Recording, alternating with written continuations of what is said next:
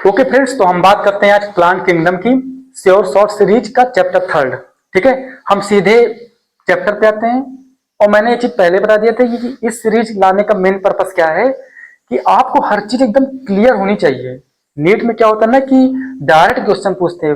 For example, in question there are having cellulose cell wall in which type of algae.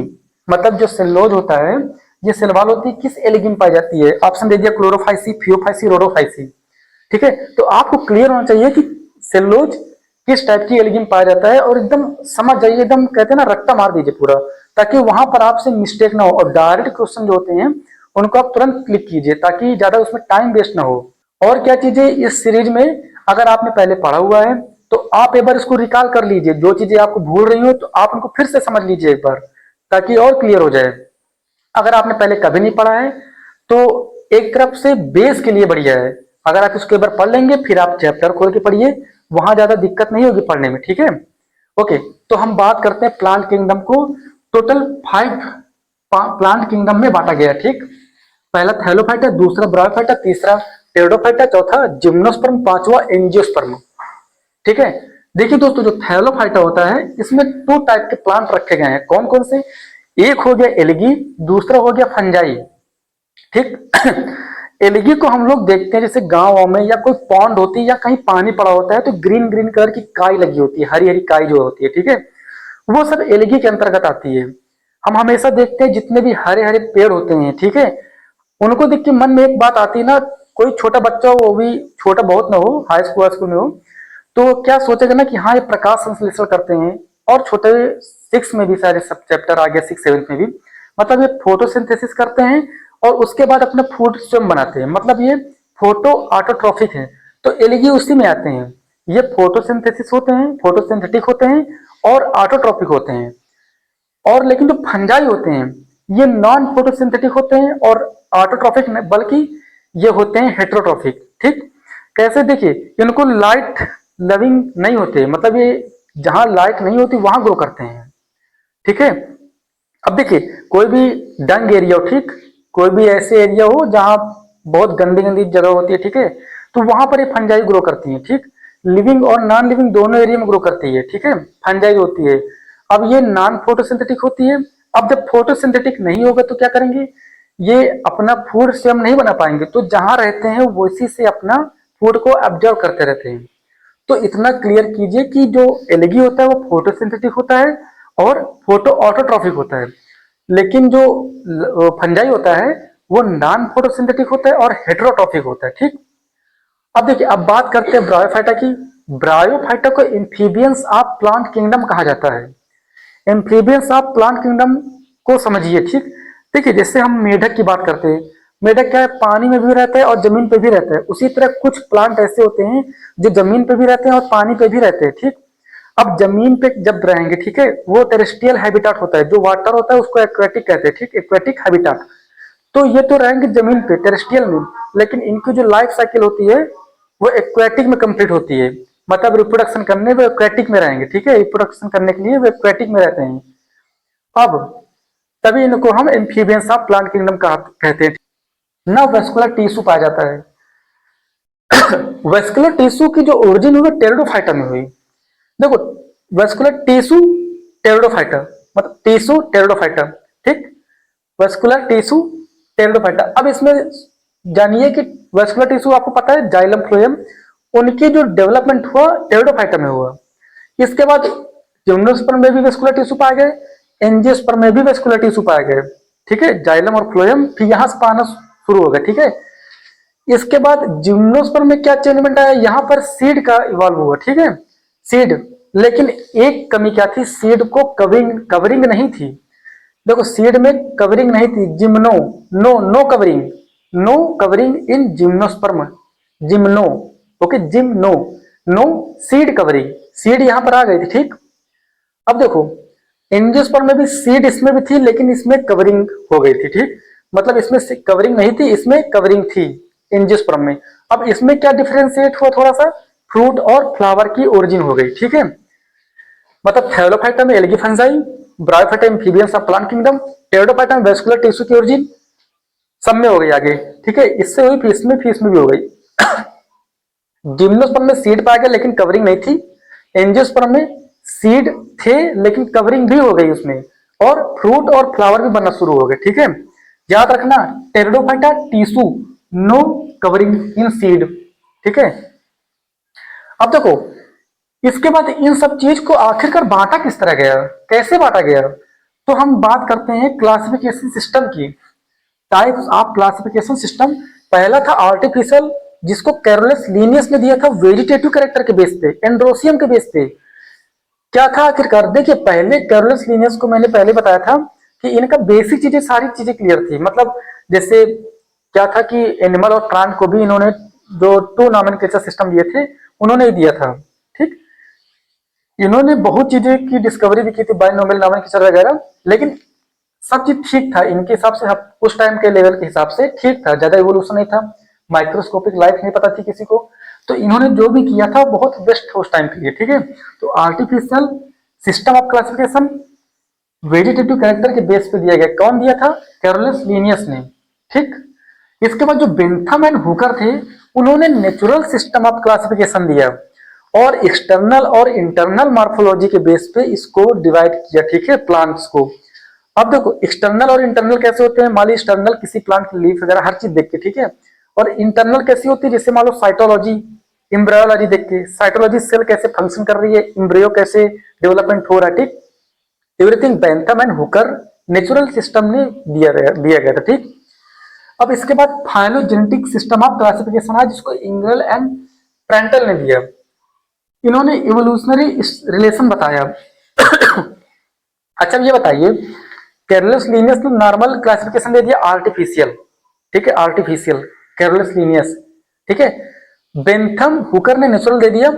यहां पर सबसे अच्छा चीज इन्होंने क्या किया था ना, कि जो एक्सटर्नल और इंटरनल बेस पे क्लासिफिकेशन दिया था, ये बहुत इजी काम कर दिए थे इन्होंने। फिर क्या हुआ कि जो इंग्लर प्लांटल थे ना, इन्होंने यही चीज को अच्छे समझा, फिर उन्हीं को इवोल्यूशन के बेस पे कैटेगराइज कर दिए। ठीक, मतलब कैसे एल्गी, फंजाई, जिम्नोस्पर्म, टेरिडोफाइटा जितना भी था, इवोल्यूशन के रिलेशन के अंतर्गत। ठीक है, मतलब कैसे इनका इवोल्यूशन हुआ, उसके बेस पे इंग्लर एंड प्रेंटल ने फाइलोजेनेटिक क्लासिफिकेशन दिया। ठीक, अब देखिए हमारे काम चीज तो यही निकल के आ गई थी। ठीक है, अब बस अपने डिवाइड कर दिए। ठीक है, जैसे यहाँ पर थैलॉइड बॉडी, फिर यहाँ पर रूट स्टेम लीफ आ गई, फिर सीड आ गया, फिर सीड की जो आगे फ्रूट फ्लावर वो आ गए। ठीक है, इसी तरह इतना आपका बेस क्लियर। अब हम जो एल्गी है, फिर जो ब्रायोफाइटा टेरिडोफाइटा में इनको नहीं पढ़ाएंगे, आप फिर केवल मेन मेन चीज पढ़ेंगे। ठीक है, आप इसको क्लियर कर लीजिए ना। ठीक है, अब देखो अब एल्गी की बात करते हैं। ठीक, एल्गी कैसे होते हैं, फोटोसिंथेटिक होते हैं, मैंने पहले बता दिया था। अब कुछ एल्गी यूनिसेलुलर होती हैं, जैसे क्लाइमेडोमोनास, क्लोरेला और स्पाइरोलिना।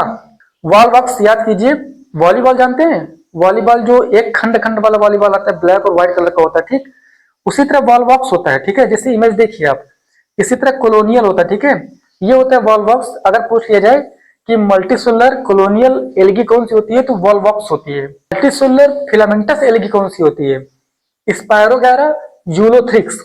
मल्टीसेलुलर फिलामेंटस है, मतलब ये देखिए फिलामेंटस टाइप का होता है लेकिन मल्टीसेलुलर होता है। ठीक है, स्पायरोगैरा और यूलोथ्रिक्स। ठीक, स्पायरोगैरा और यूलोथ्रिक्स बोला करिए साथ में।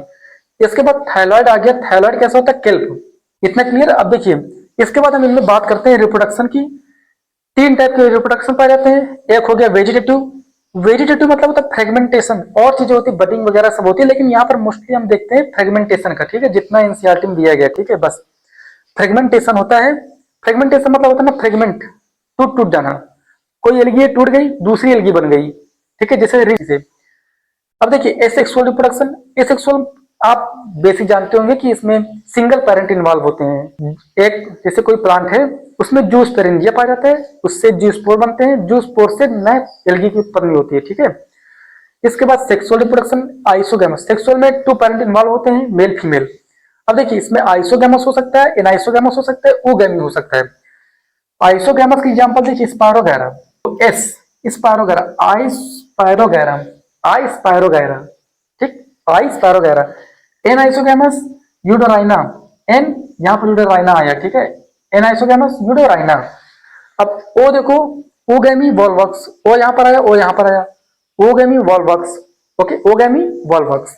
ठीक, इसके बाद अब इसमें क्लासिफिकेशन पे आते हैं। अब देखो क्लासिफिकेशन आप लगी विटेकर ने दिया था, ठीक है, आर एच विटेकर ने। अब देखिए इसमें क्लास 3 केवल है।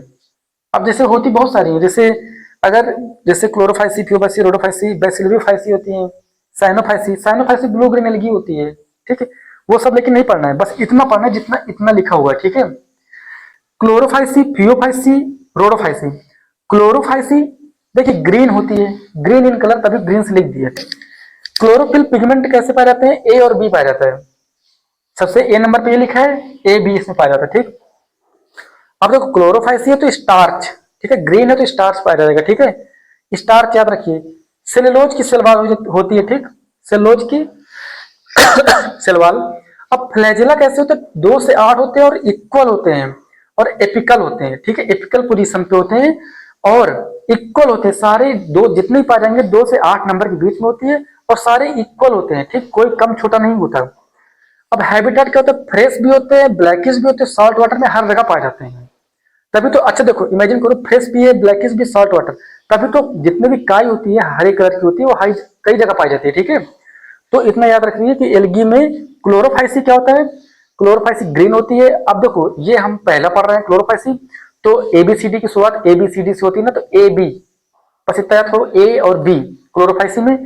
अब देखो स्टार्च, स्टार्च और सेलुलोज, ठीक है, थोड़ा आसपास वर्ड है, ठीक है, अगर आप पढ़े होंगे देसी चीजें तो ये थोड़ा आसपास की चीजें हैं, स्टार्च और सेलुलोज, ठीक है। अब 2 से 8, अब देखो सबसे ऊपर है तो सबसे टॉप में है, सबसे ज्यादा नंबर इसमें पाए जाते हैं, 2 से 8 इक्वल होते हैं और एपिकल सबसे ऊपर, मतलब यहां पर सबसे ऊपर, ठीक है, क्लोरोफाइसी, क्लोरोफाइसी है, सबसे ज्यादा पाए जाते हैं 2 से 8 और इक्वल होते हैं, सब ज्यादा होते हैं, बड़े बड़े, ठीक, और एपिकल पोजीशन में होते हैं, ठीक है, सबसे खतरनाक लोग, ठीक। फ्रेश और हर जगह अपना जलवा दिखा रहे, ठीक है, फ्रेश वाटर पे, ब्लैकिश वाटर पे और सॉल्ट वाटर में, ठीक है, ऐसे याद कीजिए, ऐसे एकदम।